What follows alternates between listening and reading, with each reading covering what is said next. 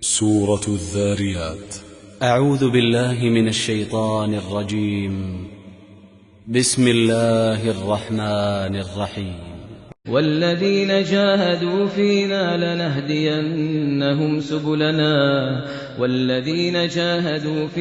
لنهدينهم سبلنا وإن الله لمع المحسنين.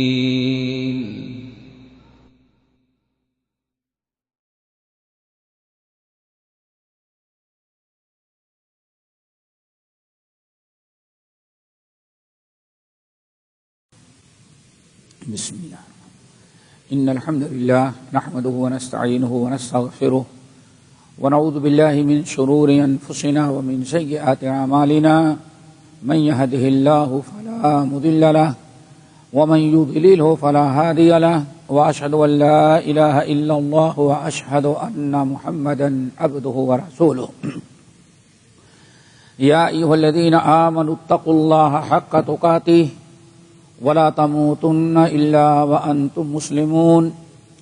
يا أيها الناس اتقوا ربكم الذي خلقكم من نفس واحدة وخلق منها زوجها وبث منهما رجالا كثيرا ونساء واتقوا الله الذي تساءلون به والأرحام إن الله كان عليكم رقيبا. يا أيها الذين آمنوا اتقوا الله وقولوا قولا سديدا يصلح لكم أعمالكم ويغفر لكم ذنوبكم، ومن يطع الله ورسوله فقد فاز فوزا عظيما.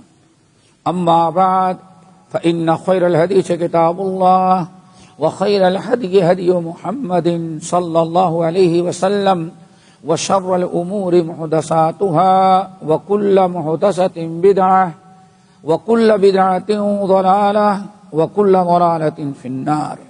فأعوذ بالله السميع العليم من الشيطان الرجيم. بسم الله الرحمن الرحيم.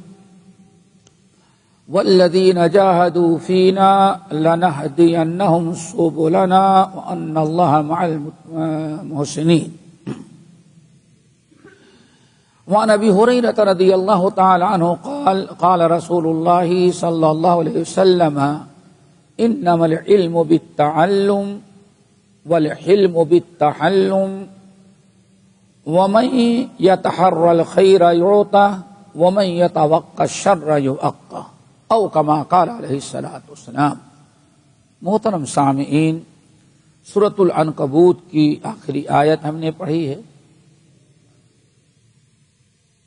اور اس کے ساتھ نبی علیہ الصلوۃ والسلام کی ایک حدیث، جس کو امام خطیب بغدادی اپنی تاریخ میں، امام دارقطنی نے اپنے افراد میں بسند صحیح نقل کیا ہے. وہ حدیث پڑھی ہے. اس حدیث میں نبی علیہ الصلوۃ والسلام نے ہمیں 4 باتوں کا حکم دیا، اور ان 4 باتوں کا سمجھنا، یاد رکھنا اور ان کا اپنانا ہمارے لیے خصوصیت کے ساتھ اس دور فتن میں بہت ہی زیادہ ضروری ہے، تاکہ ہم اپنی دین پر استقامت اختیار کر سکیں. فتنوں کا دور ہے. نبی علیہ الصلوۃ والسلام نے ایک موقع پر ارشاد فرمایا کہ لوگوں، فتنہ ایسا آئے گا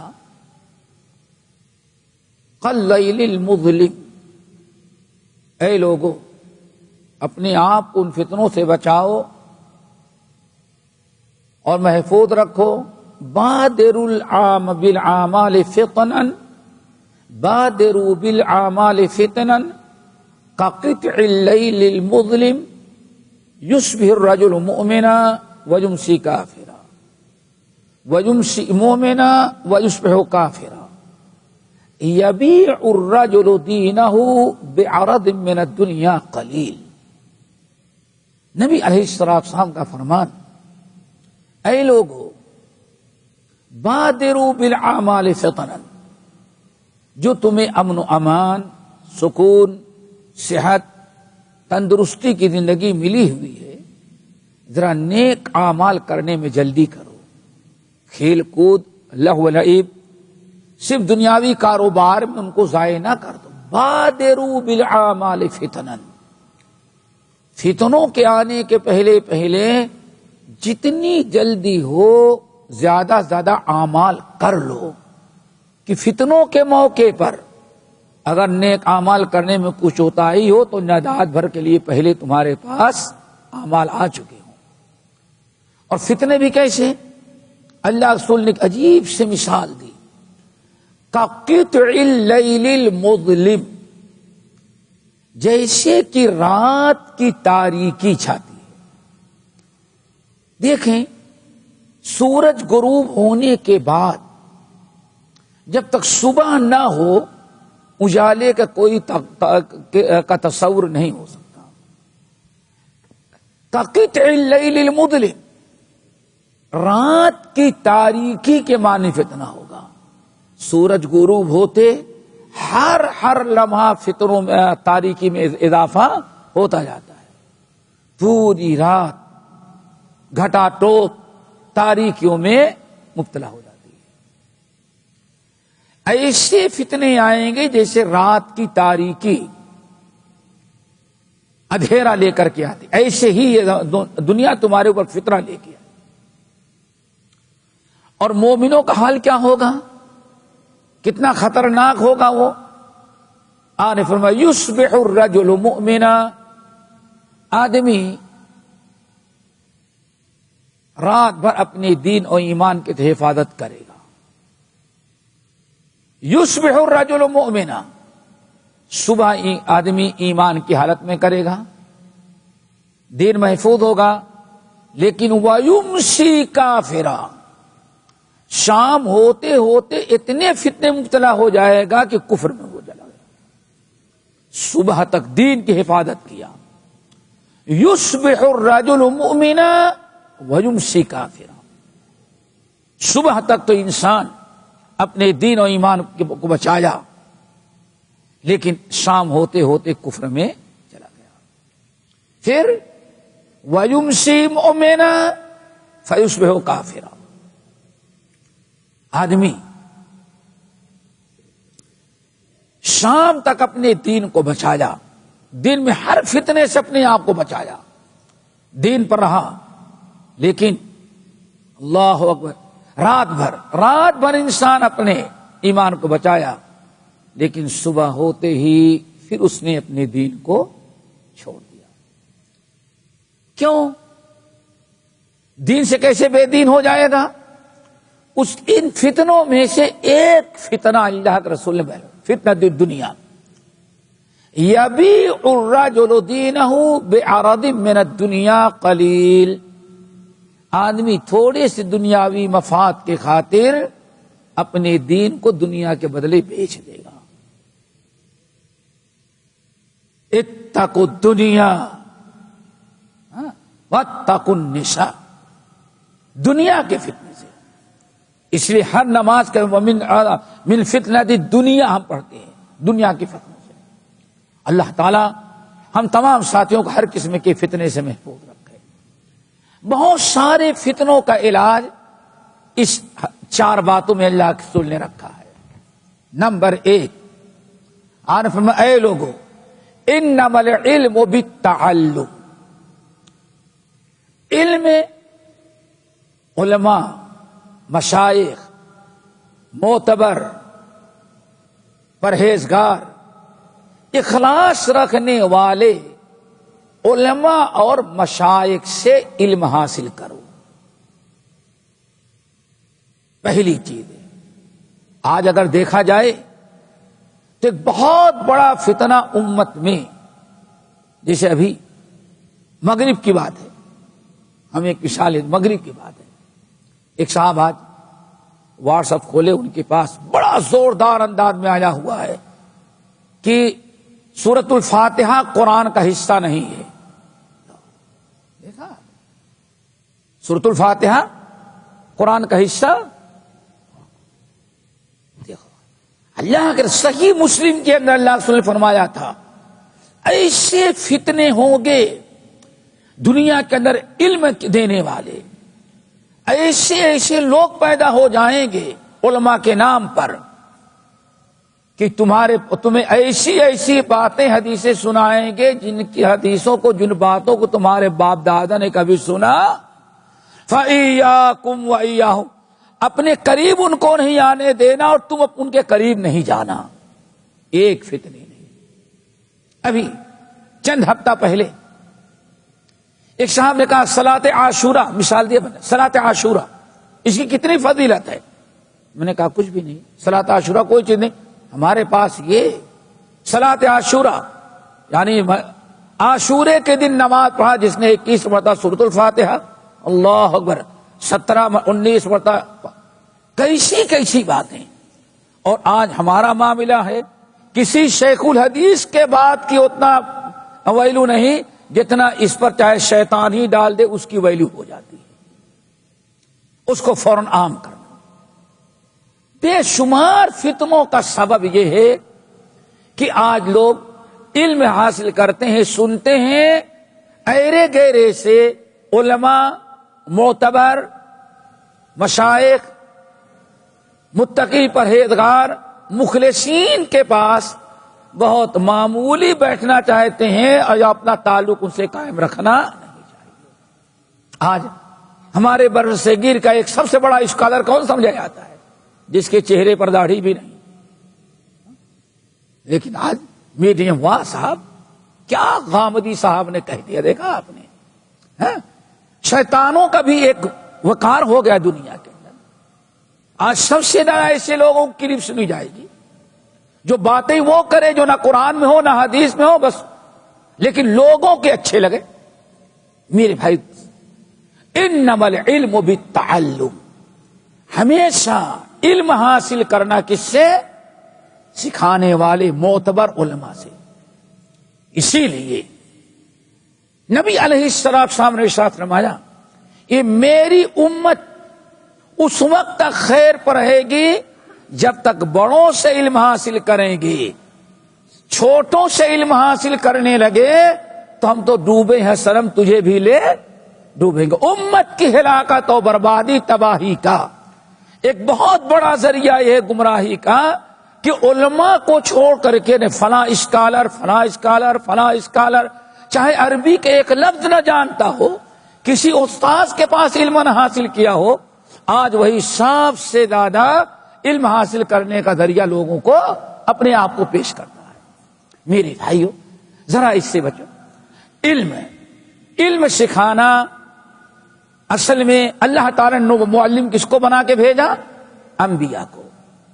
هو الذی بعث فی الامیین رسولا منہم یتلو علیہم آیاتہ ویزکیہم ویعلمہم الکتاب والحکمہ.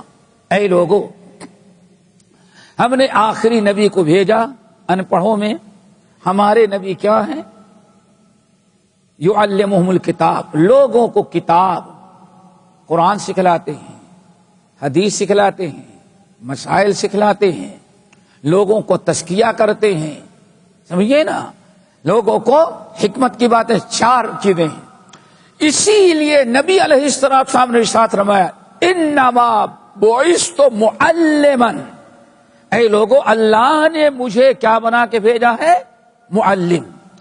اللہ تعالی نے امت کی ہدایت کے لیے جو پیغام، کامیابی کے لیے، ہدایت کے لیے، جنت تک پہنچنے کے لیے، رب کی رضا تقرب کے لیے جو اللہ نے علم بھیجا ہے، اس کے سب سے پہلے معلم کون تھے؟ نبی. پھر نبی نے اپنے زندگی میں کہا اب میرے بعد علم کس سے تم کو سیکھنا ہے؟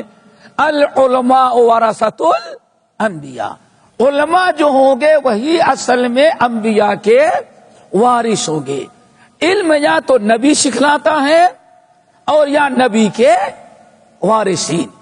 جو نبی کا وارث ہوگا وہ کسی نہ کسی استاد سے، کسی نہ کسی عالم سے، شیخ سے، کسی نہ کسی محدث سے، کسی نہ کسی مفسر سے علم حاصل ہوگا. اسی لیے اہل علم نے کہا جو دین بلا سند کے حاصل کیا گیا، اپنے نیٹ کے ذریعے یا کتاب کے ذریعے یا اپنا ریسرچ میرے بھائی یہ جو ریسرچ کرتا ہے انسان، یہاں ریسرچ کی ضرورت نہیں ہے، اللہ اس کے رسول کی بات سب ریسرچ کی ہوئی ہیں اور ساری باتیں محقق ہیں۔ مسئلہ ہے کس کا؟ سند کا۔ کیا؟ سند کا۔ اسی لیے کوئی بات شریعت میں بلا سند کے قابل قبول نہیں ہے۔ حضرت ہمارے سلف کہتے تھے لولا الاسناد لقال من شاء ما شاء، سب کوئی بات بیان کی جائے، بھائی آپ اپنی سند دکھائیں، جو بات کہہ رہے ہیں اس کی کیا سند ہے وہ دکھائیں۔ کیوں؟ اگر سند کا اعتبار نہ کیا جائے تو جس کے مرضی میں جو آئے گا وہ دین کے نام پر لوگوں کو بتایا کرے گا۔ اللہ تعالی ہمارے اندر یہ چیز تڑپ پیدا کرے، علم سیکھنا ضروری ہے، اور ہمیشہ علم سکھانے والے کون ہوں گے؟ یا تو نبی ہوتے ہیں یا علماء جو نبی کے وارثین ہوتے ہیں، العلماء ورثۃ الانبیاء۔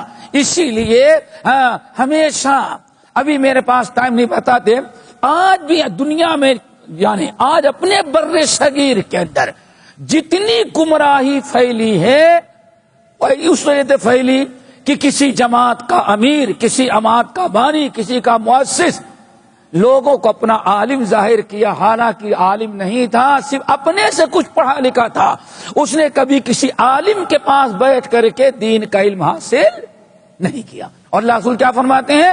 انما العلم بالتعلم، معتبر عالم سے جو علم حاصل ہوگا وہی علم معتبر ہوگا، غیر معتبر انسان سے علم حاصل کریں گے تو کبھی وہ علم معتبر نہیں ہو سکتا۔ اللہ تعالیٰ اس فتنے سے بچائے جو آج بہت ہی زیادہ عام ہو چکا ہے۔ دوسری چیز میرے بھائیوں، پہلی چیز تو سمجھ گئے، علم حاصل کرنے کے اللہ کے رسول نے تاکید دی، کن سے علم حاصل کیا جائے؟ علماء اور مشائخ، وہ بھی معتبر علماء جن کا تقوی، جن کی پرہیزگاری، جن کا علم ہے، امت کے اندر، علماء کے اندر کیا ہو؟ معتبر ہو۔ نمبر 2، والحلم بالتحلم، ہمیں ایک اسلامی زندگی گزارنے کے لیے، شریعت کی پابندی کرنے کے لیے، دین پر چلنے کے لیے، جیسے علم ضروری ہے، علم کے ساتھ ساتھ ایک اور چیز کی ضرورت ہے، اس کو بھی حاصل کرنے کے اللہ کے نے ترغیب دلائی۔ کیا ہے؟ والحلم، علم، حلیم، حلیم، اللہ کے ناموں میں سے ایک نام کیا ہے؟ حلیم، ہا لام یا اور اسی سے ہے حلم، حلیمن، اللہ تعالی حلم۔ یہ حلم بھی آتا ہے تو بالتحلم، جیسے اپنے اندر علم پیدا کرنے کی کوشش کرنے سے آدمی کو علم آتا ہے۔ کہا جاتا ہے آج تک دنیا میں کوئی عالم پیدا ہوتے ہی عالم نہیں بنا، بلکہ پیدا ہونے کے بعد جب اس نے علم حاصل کیا تب وہ عالم بنا۔ ایسے اللہ رسول نے فرمایا علم کی ضرورت ہے۔ علم اسلامی زندگی یا شریعت کی پابندی، یا آپ جو علم حاصل کریں گے اس علم سے خود فائدہ اٹھانے اور غیروں کو فائدہ پہنچانے کے لیے علم کی ضرورت ہے۔ علم کیا ہے؟ انسان بات بات میں طیش میں نہ آ جائے، ہر معاملے میں طیش سے کام نہ لے، صبر، تحمل، بردباری، کوئی بھی کام کرنا ہے اس کام کرنے کے پہلے اس پر اچھی طرح سے غور و فکر کر لے، اچھی طرح سے غور فکر کر لے، مشورہ کر لے، بھئی ایسا معاملہ ہے ہمارے سامنے، یہ ہمارے لیے مفید ہوگا یا غیر مفید ہوگا، اپنے تجربات کی روشنی میں اپنے بڑوں سے آگے پیچھے کو سب سوچ کر کے انسان قدم اٹھائے، اس کو کیا کہا جاتا ہے؟ علم۔ اللہ اکبر۔ اسی لیے کہتے ہیں علم اس وقت تک فائدے مند نہیں جب تک کہ انسان کے اندر علم کے ساتھ کیا نہ آ جائے؟ علم۔ امام ترمذی رحمت اللہ علیہ اپنے شمائل میں نقل کرتے ہیں حضرت حسین ابن علی بن ابی طالب رضی اللہ تعالی عنہما ایک دن ہند بنت ابی حالہ سے پوچھتے ہیں ذرا بتائیں اللہ کے رسول کی محفل میں آپ جاتی تھی نا، ہم تو بہت چھوٹے تھے، ہم کو زیادہ موقع نہیں ملا، آپ بتائیں کیف کان مجلس رسول اللہ، نبی علیہ السلام کی مجلس میں عام طور پر کیا سکھایا جاتا تھا؟ اللہ اکبر، کیف کان مجلس رسول اللہ، ذرا بتائیں کہ نبی علیہ السلام کی محفل میں عام طور پر کیا ہوتا تھا، کیا تعلیم دی جاتی تھی، کیا سکھلایا جاتا؟ عمومی طور پر زیادہ سے زیادہ کس پر توجہ ہوتی تھی؟ اللہ اکبر، ہند بنت حالہ کہتے ہیں 5 باتوں پر اللہ رسول کی محفل میں بہت زیادہ تعلیم ہوتی تھی۔ اللہ تعالی ہم سب کو ان 5 چیزوں سے نوازے۔ نمبر 1 کہتی ہیں علم، کہتی ہے کان مجلس رسول اللہ صلی اللہ علیہ وسلم مجلس علم وحلم وحیاء وصبر وامانت، یہ 5 چیزیں اللہ کے رسول کے مجلس میں بہت زیادہ اس پر زور دیا جاتا تھا۔ نمبر 1 علم پر، کس پر؟ علم حاصل کرنے پر بہت ترغیب دی جاتی، لوگوں علم حاصل کرو، معلومات حاصل کرو، علم میں اضافہ کرتے رہو۔ بلکہ بسا اوقات نبی علیہ السلام نے تو ارشاد فرمایا لوگوں نفلی عبادت سے بڑی عبادت ہے نفلی علم حاصل کرنا۔ کسی جگہ بیٹھ کر کے اپنے علم میں 2-4 باتوں کا اضافہ کر لو، یہ تمہارے گھنٹوں نفل نماز پڑھنے سے زیادہ ثواب ہے۔ مجلس علم۔ نمبر 2 وحلم، علم کے ساتھ ساتھ دوسری چیز حلم سکھلایا جاتا تھا کہ انسان تاکہ اس علم کو تحمل بردباری کے ساتھ استعمال کرے، خود بھی فائدہ اٹھائے، غیروں کو بھی فائدہ پہنچائے۔ نمبر 3 وحیاء، کیا؟ حیا۔ ہمیشہ نبی علیہ السلام کی مجلس میں حیا کی باتیں ہوتی تھی، کوششیں ہوتی تھی، دعوت دی جاتی تھی کہ ہر کلمہ گو کے اندر کیا ہونا چاہیے؟ حیا۔ کیوں؟ ایمان کے تحفظ کے لیے، ایمان کی بقا کے لیے حیا کو ہونا ضروری ہے۔ نبی علیہ السلام نے ارشاد فرمایا الحیاء والایمان قرنا جمیعا، اے لوگوں حیا اور ایمان دونوں کو اللہ تعالیٰ نے ایک ساتھ جوڑ دیا، لازم ملزوم ہے، دونوں ایک دوسرے سے جڑے ہوئے ہیں۔ فَإِذَا رُفِعَ أَحَدُهُمَا، ان دونوں میں سے اگر کوئی ایک چیز چلی جاتی ہے تو اس کے ساتھ دوسری چیز چلی ہی جاتی ہے۔ اگر ایمان گیا تو حیا بھی گئی، اور حیا گئی تو ایمان۔ اللہ اکبر، سوچیں ایمان سے حیا اس قدر جوڑ دیا گیا ہے کہ انسان اگر حیا باقی نہ رکھا تو ایمان بھی اس کا محفوظ نہیں ہے۔ اور چنانچہ اپنے آنکھوں سے دیکھ لیں، جتنی زیادہ بے حیائی پھیلتی اتنا ہی زیادہ ایمان کی چیزیں اس سے جاتی رہتی۔ اللہ تعالیٰ سب کو حیا نصیب فرمائے۔ نمبر 3 کیا؟ 4 علم وحلم وحیاء۔ نمبر 4 وصبر۔ معاشرتی اسلامی زندگی گزارنے کے لیے دوستو صبر کا ہونا بھی ضروری ہے۔ کیوں؟ انما المؤمنون اخوہ، ساری قوت اور طاقت مسلمانوں کے اللہ نے اتفاق اور اتحاد میں ہے۔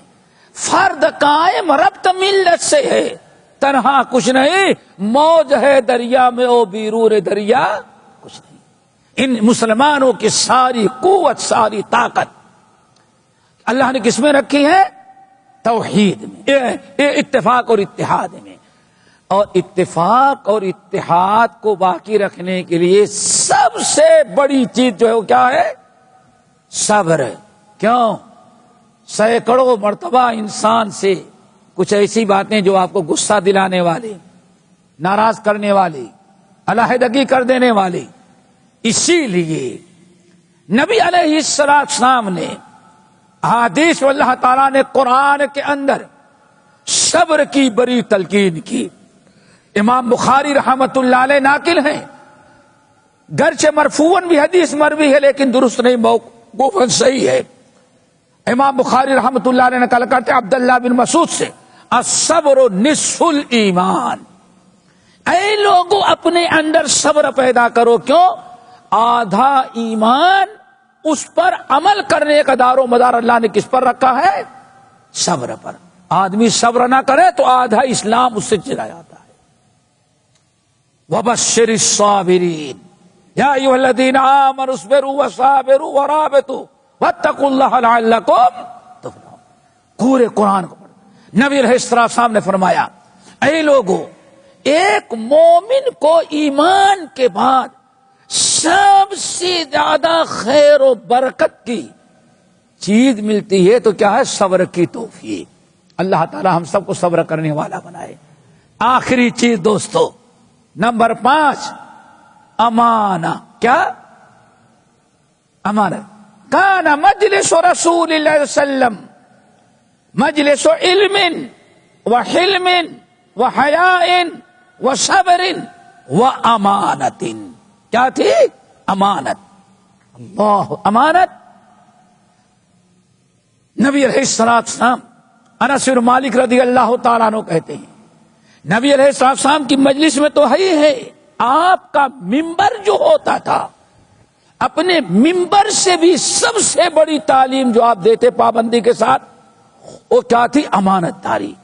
انس بن مالک رضی اللہ تعالیٰ عنہ کی حدیث کہتے ہیں، قلما خطبنا رسول اللہ صلی اللہ علیہ وسلم الا قالا، اے لوگو، شاید ہی اللہ کے رسول نے کبھی ممبر پر خطبہ دیا ہو، شاید کبھی اللہ کے رسول نے خطاب کیا ہو، تو میں نہیں جانتا کہ کوئی خطاب آپ کا اس حدیث سے خالی رہا ہو۔ آپ خطبہ کسی بھی موضوع پر دیتے، کسی بھی بات کی تلقین کرتے، لیکن خطبے میں کیا فرماتے؟ الا، میرے امت کے لوگوں سن لو، لا ایمان الا لا ایمان لمن لا امانت له ولا دین لمن لا عہد له۔ اے لوگوں، اس مومن کے، اس مسلمان کے ایمان کی کوئی قدر و قیمت نہیں ہے جس کے اندر امانت داری نہ ہو۔ امانت دار ہے تبھی اس کی ساری نیکی اللہ تعالیٰ کے ہاں کام کے ہیں۔ ولا دین لمن لا عہد له، اور اس انسان کا دین اسلام کسی کام کا نہیں جو عہد و پیمان پورا کرنے والا نہ ہو۔ اسی لیے نبی علیہ السلام، میں کہتا ہوں آج اس دنیا کے اندر گھر میں میاں بیوی کے تعلقات سے لے کر کے مسجد کے امام اور مقتدی تک، اور ایک کمپنی کے لیبروں سے لے کر کے آفس میں بیٹھنے والے منیجر اور مدیر تک، یہ سارا بگاڑ جو پیدا ہو رہا ہے امانت داری نہ ہونے کی بنا پر۔ کیوں؟ اللہ کے رسول نے ارشاد فرمایا تھا، اے لوگو، اول ما یرفع من هذه الامت الامانہ۔ 23 سال کے اندر، پورے 23 سال میں محنت کر کے میں نے جو 23 سال میں دین تم کو بتایا ہے، اس دین کی سب سے پہلی چیز جو ختم کرو گے وہ امانت داری ہوگی۔ امانت داری پہلی اینٹ ہے، کسی بڑی بڑی دیواریں ہیں، ایک ذرا لکڑی کا ستون لگا ہوا ہے، کہا جائے اس کو توڑو نہیں، لیکن ایک پلائی اس کی نکال دیا جائے تو ہاتھ سے بھی انسان نکال، پہلی اینٹ نکالنا مشکل ہے۔ شیطان کوشش کرے گا کہ سب سے پہلی دین کی بات، شریعت کی سب سے پہلی بات، اسلام کا سب سے پہلا حکم جو امت سے ختم کر دے وہ کیا ہے؟ امانت داری۔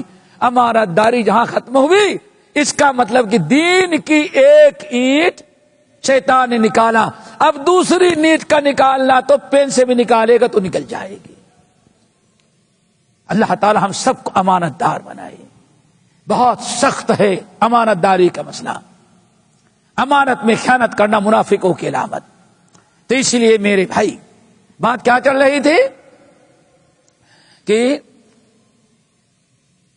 اب علم اور حلم۔ نمبر 3 حلم، نمبر 3 اللہ اکبر وَمَن يَتَحَرَّ الْخَيْرَ يُعْطَهُ. آج یہ ہمارے نوجوان بیٹھے ان کے ڈیرے میں اگر 5 بے نمازی ہوں، بھائی چلو نماز پڑھو. بھائی آپ کہتے ہیں نا سب چیز اللہ کے حکم سے ہوتی ہے، تو اللہ کا حکم ہوگا تو نماز. کیا خیال ہے؟ جواب ملتا ہے؟ آج ملتا ہے نا جواب؟ بھائی یہی ملتا ہے نا. آؤ بھائی چلو درس میں چلو. بھائی سب چیز اللہ کے حکم سے ہوتی ہے، اللہ تعالیٰ چاہے گا تو چلے جائیں گے. آج دین سے دوری اختیار کرنے والے لوگوں نے اپنے ساری جرائم کو اللہ تعالیٰ کے اوپر ڈال دیا. ہم مجرم نہیں، اللہ کا معاملہ اس نے ہم کو نہیں دے، میں کیا کروں؟ بس سوچو. اللہ سبحانہ خبردار، یہ شیطانی وسوسہ تمہارے اندر نہیں آنا چاہیے. یہ الحاد اور بے دینی کا عقیدہ تصور تمہارے دلوں میں خبردار نہیں آنا چاہیے. کیوں؟ اللہ رسول نے فرمایا وَمَن يَتَحَرَّ الْخَيْرَ يُعْطَهُ. جو نیکی کرنا چاہتا ہے اللہ تعالیٰ اس کو نیکی کی طرف بلاتے ہیں. کیا خیال ہے بھائی؟ آپ آنا چاہے تو اللہ نے روکا آپ کو؟ آپ آنا چاہے ماشاءاللہ فرشتوں کو حکم دیا یہ نماز پڑھنے جا رہا ہے، ایک ایک قدم پر ایک نیکی ایک گناہ معاف، جنت کا ایک درجہ بلند کرتے جاؤ. اللہ تو بلا رہا.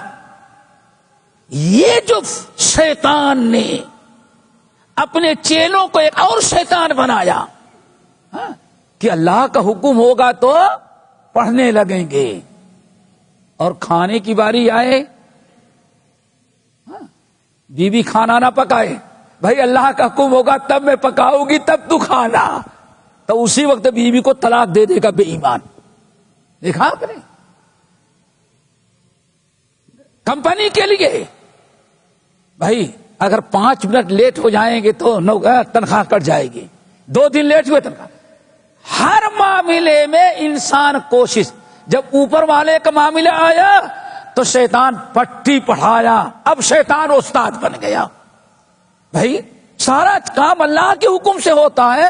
اللہ حکم دے گا تو داڑھی رکھ لیں گے، اللہ حکم دے گا تو نماز پڑھیں گے، اللہ حکم دے گا تب ہم درس. اللہ اکبر. صرف دین کا معاملہ آیا تو اللہ پر ڈالتا ہے، باقی سارا معاملہ اپنے اوپر لیتا. دیکھا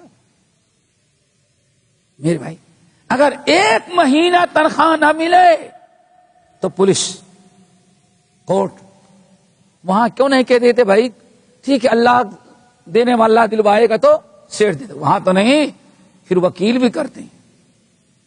ایک شیطانی. سبحان، کتنی پیاری بات. اللہ کو معلوم تھا کہ صدی میں ایسے لوگ پیدا ہوں گے، اسی لیے نبی کی زبان مبارک سے ادا کروایا وَمَن يَتَحَرَّ الْخَيْرَ يُعْطَهُ. جو نیکی کرنا چاہتا ہے اس کو اللہ تعالیٰ نیکی کی طرف بلاتے ہیں. لا حول ولا قوت الا باللہ. اللہ فرماتے ہیں وَيَهْدِي إِلَيْهِ مَن يُنِيبُ. جو اللہ کی طرف آنا چاہتا ہے اللہ اس کو اپنی طرف بلا لیتے ہیں. اور اللہ کے حدیث قدسی کیا، میری طرف بندہ جب رخ کرتا ہے آنا چاہتا ہے، 1 بالش چلتا ہے تو میں 1 میٹر، اللہ اکبر، دھیرے دھیرے آتا ہے تو میں دوڑ. کیا ہماری توفیق اس کو لینے کے لیے دوڑ دوڑ کر کے آؤ. جب آپ آئیں گی نہیں تو اللہ تعالیٰ جبرائیل امین کو بھیج کر کے آپ کو دعوت نماز پڑھنے کے، بھائی فیصل مسجد میں عشاء کی نماز آؤ ادھر. وہ شادی بیاہ نہیں ہے کہ یہاں آپ شروع کرنا پڑے گا. وَيَهْدِي إِلَيْهِ وَمَن يَتَحَرَّ الْخَيْرَ يُعْطَهُ. نمبر 4 اور آخری چیز وَمَن يَتَوَقَّ الشَّرَّ. لوگوں گناہوں سے بچو، برائیوں سے بچو، اللہ تعالیٰ سے استعاذہ کرو اللہ ہمیں برائیوں سے بچا رکھ. اور برائی سے بچو گے تب اللہ تعالیٰ تم کو برائی سے بچائے گا. اور اگر بھائی جب اللہ تعالیٰ کی مرضی ہوگی تو ہم کیا کریں گے؟ توبہ کر لیں گے. ابھی اللہ تعالیٰ نے کب وَمَن يَتَوَقَّ الشَّرَّ. جو اپنے آپ کو گناہوں اور برائیوں سے بچانا چاہے گا اللہ اس کو برائی سے بچا دیں گے. اور دیکھیں واللہ ہر آدمی جو بچنا چاہتا ہے اللہ اس کو برائی سے بچنا. اللہ تعالیٰ نے دونوں راستے بتائیں کرو، ایک جنت کا راستہ، دوسرا جہنم کا راستہ. اب تم کس پر چلنا چاہتے ہو؟ نوَلِّهِ مَا تَوَلَّا. تم برائی پر جانا چاہتے ہو تو میں تمہارا ہاتھ نہیں پکڑوں گا، جاؤ. ہم نے تو بتا دیا، یہی تو امتحان ہے. امتحان ہے.